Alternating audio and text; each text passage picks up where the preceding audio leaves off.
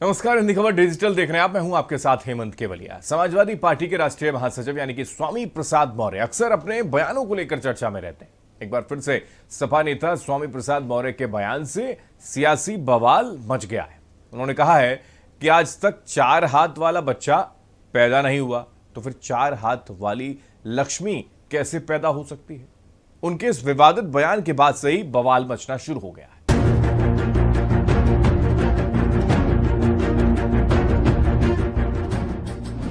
सपा के स्वामी ने किया मां लक्ष्मी का अपमान। स्वामी बोले 4 हाथ वाले नहीं होते भगवान। सनातन पर स्वामी प्रसाद मौर्य के बेतुके बोल। सोशल मीडिया पर स्वामी फिर हो गए ट्रोल। दीपोत्सव के अवसर पर अपनी पत्नी का पूजा और सम्मान करते हुए स्वामी प्रसाद मौर्य ने ट्विटर पर पोस्ट साझा की, जिसमें लिखा कि पूरे विश्व के प्रत्येक धर्म, जाति, नस्ल, रंग और देश में पैदा होने वाले बच्चे के 2 हाथ, 2 पैर, 2 कान, 2 आंख, 2 छिद्रों वाली नाक के साथ एक सिर, पेट, पीठ ही होती है। 4 हाथ, 8 हाथ, 10 हाथ, 20 हाथ, 1000 हाथ वाला बच्चा आज तक पैदा नहीं हुआ, तो 4 हाथ वाली लक्ष्मी कैसे पैदा हो सकती है। यदि आप लक्ष्मी देवी की पूजा करना ही चाहते हैं तो अपने घर वाले की पूजा और सम्मान करें, जो सही मायने में देवी हैं, क्योंकि आपके घर परिवार का पालन पोषण, सुख, समृद्धि, खान पान और देखभाल की जिम्मेदारी बहुत ही निष्ठा के साथ निभाती है। हमने केवल 4 हाथ ही नहीं कहा, 4 हाथ, 8 हाथ, 10 हाथ, 20 हाथ, 1000 हाथ वाला बच्चा आज तक पूरे दुनिया में नहीं पैदा हुआ है। और यदि कहीं पैदा हुआ हो तो उनको मैं चुनौती देता हूं, वो उसे हमें बताएं, हम उसे स्वीकार करेंगे। कल्पना के आधार पर हम किसी को 1000 हाथ वाला बना दें, किसी को 20 हाथ वाला बना दें, किसी को 10 हाथ वाला बना दें, किसी को 4 हाथ वाला बना दें, तो कल्पना होती है, कल्पना हवा हवाई होती है। अब इसे लेकर धर्म गुरु आचार्य प्रमोद कृष्णन ने उन पर तीखा हमला बोला है। आचार्य प्रमोद कृष्णन ने सोमवार को कहा कि स्वामी प्रसाद मौर्य को इलाज की जरूरत है। वो सीएम योगी से उनके बोलने पर पाबंदी लगाने के लिए कहेंगे। आचार्य प्रमोद कृष्ण ने सपा नेता को आड़े हाथों लेते हुए कहा, स्वामी प्रसाद मौर्य के मुंह में बवासीर हो गई है।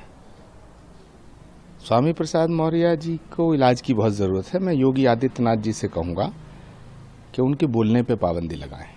ये कोई पहला मौका नहीं है जब स्वामी प्रसाद मौर्य ने इस तरह की कोई विवादित टिप्पणी की हो। दरअसल इससे पहले भी राम मंदिर के उद्घाटन और प्राण प्रतिष्ठा को स्वामी प्रसाद मौर्य धोखा बता चुके हैं। भारत में 100 लोगों में से 80 लोग हिंदू हैं। भारत में हिंदू बहुसंख्यक हैं, लेकिन इसी बहुसंख्यक पर सपा नेता स्वामी प्रसाद मौर्य लगातार प्रहार करते चले आ रहे हैं।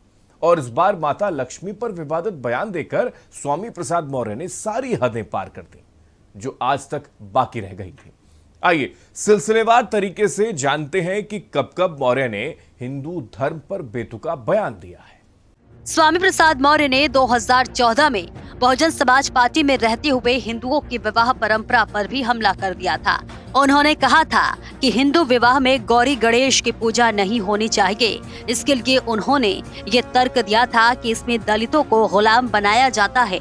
जबकि 2014 में मीडिया को दिए एक बयान में स्वामी प्रसाद ने 3 तलाक का विरोध करते हुए ऐसी बात कही कि मुस्लिम समुदाय की तरफ से उनका विरोध होने लगा।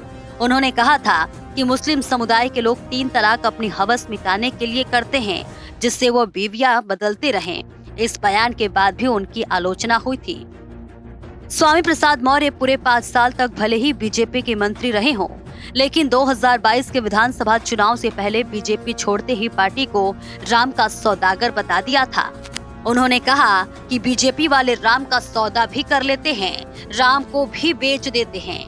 5 साल तक जिस पार्टी के मंच पर स्वामी लगातार बैठे दिखे, उसी के बारे में उनके बयान ने लोगों को चौंका दिया था। उनके बयान पर बवाल होने के बाद उस समय भी समाजवादी पार्टी ने बयान से पलड़ा झाड़ लिया था। यही नहीं, चुनाव से ठीक पहले बीजेपी छोड़ने वाले स्वामी प्रसाद मौर्य ने बीजेपी को सांप बता दिया था और कहा था कि स्वामी रूपी न्योला बीजेपी को खा जाएगा। उसके बाद से बीजेपी के कार्यकर्ता और आईटी सेल ने स्वामी प्रसाद मौर्य को न्योला ही कहकर ट्रोल करना शुरू कर दिया था। रामचरितमानस बकवास, बैन लगना चाहिए।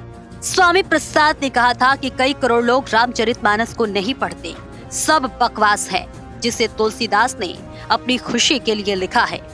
सरकार को रामचरितमानस के आपत्तिजनक अंश हटाने चाहिए या इस पूरी पुस्तक को ही बैन कर देना चाहिए।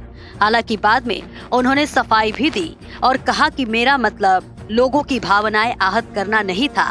उन्होंने कहा कि पुस्तक में जो आपत्तिजनक अंश है बस उन्हें हटा देना चाहिए। मौर्य ने धर्म को लेकर भी की विवादित टिप्पणी। यूपी में समाजवादी पार्टी के एमएलसी स्वामी प्रसाद मौर्य ने एक इंटरव्यू में धर्म का सत्यानाश हो भी कहा।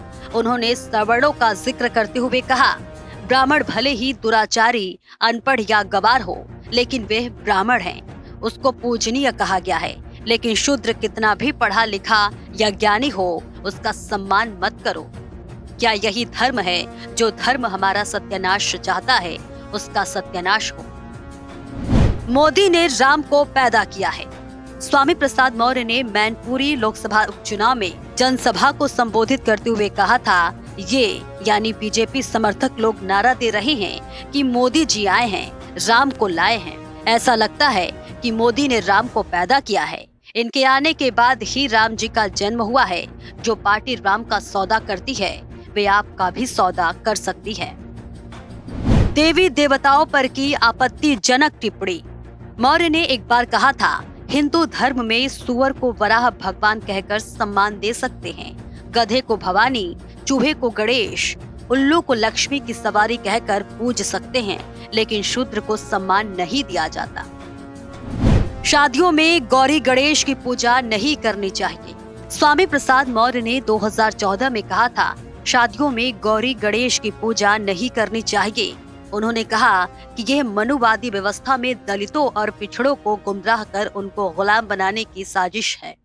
बीजेपी छोड़ समाजवादी पार्टी में बड़े गाजे बाजे के साथ स्वामी प्रसाद मौर्य शामिल हुए थे। 2022 का विधानसभा चुनाव पडरौना की सीट बदलकर फाजिल नगर से लड़ा था, लेकिन बुरी तरीके से हारे। अब बेफजूल का बयान देकर बौखलाहट निकाल रहे हैं। सोशल मीडिया पर स्वामी प्रसाद मौर्य के इस बयान से घमासान छिड़ गया है। लोगों को अब मौर्य पर कार्रवाई का इंतजार है और अब देखना होगा कि स्वामी प्रसाद मौर्य के इस बयान पर सपा प्रमुख अखिलेश यादव का क्या कुछ रिएक्शन आता है। राजनीति से जुड़ी ऐसी ही तमाम अपडेट के लिए आप देखते रहिए हिंदी खबर डिजिटल। नमस्कार।